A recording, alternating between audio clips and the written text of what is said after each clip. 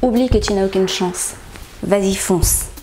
Pour ceux qui n'ont pas la référence, cette citation est du groupe NTM, dont vous vous souvenez sûrement si vous êtes de ma génération. Salut à tous, c'est Natacha, vous êtes sur Improviser votre vie et aujourd'hui nous allons parler de zone de confort. Oublie que tu n'as aucune chance, vas-y fonce. J'adore cette phrase. Alors bien sûr, elle est impactante, elle est motivante, mais il ne faut pas la prendre comme ça au premier degré. J'ai eu un grand débat sur le sujet avec mon compagnon et je suis assez d'accord avec lui, il ne faut pas foncer dans un mur tête baissée lorsqu'on n'a aucune chance et foncer comme ça sans réfléchir. Mais de mon point de vue, il y a finalement assez peu de situations où vous n'avez aucune chance. Chaque projet peut valoir le coup que vous vous battiez pour lui. Par exemple, si vous souhaitez reprendre des études en tant qu'adulte, bien sûr ce sera difficile de trouver une école, mais aujourd'hui il y a plein de moyens de reprendre des études de manière très simple, très constructive.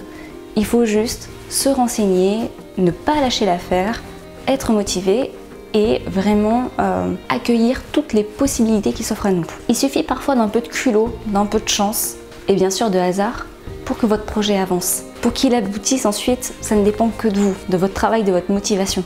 Et comme je le dis, encore une fois, de votre culot. Oublie que tu n'as aucune chance, vas-y fonce. Lorsque j'écoute cette phrase d'NTM, j'entends « Arrête de penser tout le temps que tu n'as aucune chance, prends ta vie en main, fonce ». Alors, ce n'est peut-être pas ce que le groupe souhaitait dire dans cette chanson, j'en suis consciente. Maintenant, il faut arrêter de tout prendre au premier degré et de chercher à tout rationaliser. Comme pour toutes les œuvres artistiques, le sens dépend en grande partie de la personne qui l'écoute, qui regarde cette œuvre. Alors moi, je vais utiliser cette phrase pour vous aider à sortir de votre zone de confort. Des exemples de personnes qui couraient après des chimères, c'est sûr, il y en a plein. Je ne vais pas vous dire que tous ont réussi du point de vue de la société, mais tous sont allés quelque part. Dans le développement personnel, vous êtes bloqué par un mur uniquement si vous le souhaitez. Des façons de contourner ce mur ou de le désintégrer, parce qu'on parle bien sûr d'idées et pas de réel, il y en a des tonnes. Lorsqu'on entend parler Thomas Pesquet, qui est un astronaute français, et qu'il parle avec beaucoup de passion de son travail, de ce qu'il a fait pour en arriver là, de tout ce qu'il a accompli, ça fait rêver. Mais je suis d'accord, on ne peut pas non plus oublier les centaines, les milliers d'autres jeunes qui ont pour rêve d'aller dans l'espace et qui ne pourront jamais réaliser ce rêve. Est-ce que pour autant, ils auront échoué dans leur vie? L'échec ne dépend que de votre perception de la vie. Certaines situations sont en fait des tremplins pour arriver autre part, sur une autre voie, dans d'autres circonstances. C'est à vous d'écouter ce que la vie met sur votre route et de saisir votre chance lorsqu'elle arrive. Je ne dis pas forcément que vous irez dans l'espace, mais tout l'entraînement d'un astronaute, le fait de faire de longues études, le fait d'être passionné par ce sujet, peut vous emmener à faire autre chose de votre vie. Si vous ne faites rien, ne tentez rien, et si vous ne vous mettez jamais en danger, hors de votre zone de confort, j'entends, vous n'arriverez à rien. Alors, reformulons. Saisis ta chance, vas-y fonce. Tu as un rêve, définis tes objectifs et prends ta vie en main. D'ailleurs, j'ai fait une vidéo sur le fait de se fixer des objectifs. Vous avez la fiche qui arrive, n'hésitez pas à aller y jeter un coup d'œil si vous voulez aller plus loin dans un projet. Arrêtez de croire les personnes qui vous disent que vous êtes incapable de faire quoi que ce soit, que vous n'arriverez jamais à rien dans votre vie, que ce que vous cherchez à faire est beaucoup trop compliqué, beaucoup trop grand pour vous. Surtout si cette personne est vous-même. Tout dépend de votre état d'esprit lorsque vous commencez quelque chose. Si vous n'y croyez pas à 100%, si vous n'y allez pas à fond, vous échouerez presque avec certitude. Sortir de sa zone de confort, bouleverser son quotidien, changer ses habitudes, c'est sûrement la chose la plus difficile à faire. En tant qu'humain, on n'aime pas l'inconnu. On aime encore moins faire face à une situation qu'on ne peut pas maîtriser. Mais est-ce que c'est vraiment grave? La question que vous devez vous poser continuellement lorsque vous vous lancez dans un projet un peu ambitieux, c'est qu'est-ce que je risque à me lancer? Si j'échoue, qu'est-ce que je perdrai? Qu'est-ce que je risque de subir comme conséquence? En y réfléchissant réellement, vous verrez que la réponse est en fait beaucoup plus simple et beaucoup plus superficielle que ce que vous pouvez penser. Généralement, les risques potentiels vont dépendre d'un risque financier, alors que par contre, votre réussite, si vous réussissez et si vous y croyez, peut mener à des choses beaucoup plus grandes. Alors aujourd'hui, je vais vous raconter ma vie, puisque je suis un peu spécialiste de la zone de confort.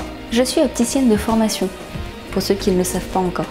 Ma zone de confort aujourd'hui, c'est de travailler dans un grand magasin, d'être salariée. J'ai mon salaire qui tombe tous les mois, c'est un métier que je maîtrise parfaitement. Comme pour toute chose, j'ai encore des progrès à faire, puisque c'est un métier qui évolue continuellement. Mais je suis parfaitement à l'aise dans ce quotidien, parfaitement rodée, on va dire. Et pourtant, aujourd'hui, je suis là face à vous, devant une caméra, et je tourne cette vidéo.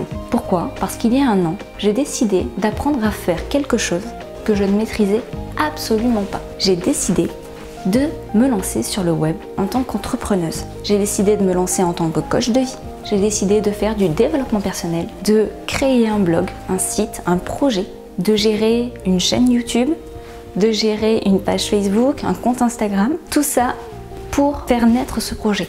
Est-ce que vous imaginez à quel point ça a été dur pour moi de me lancer alors que je ne savais même pas intégrer une vidéo sur une page internet? Et pourtant, j'ai travaillé, j'ai appris à utiliser un logiciel de montage, j'ai appris à tourner, j'ai appris à prendre confiance en moi devant une caméra. Moi qui étais tétanisée lorsque j'étais sur scène, juste avant de jouer de la musique, aujourd'hui, je suis extrêmement à l'aise devant une caméra. Et ça a demandé du travail, beaucoup de travail.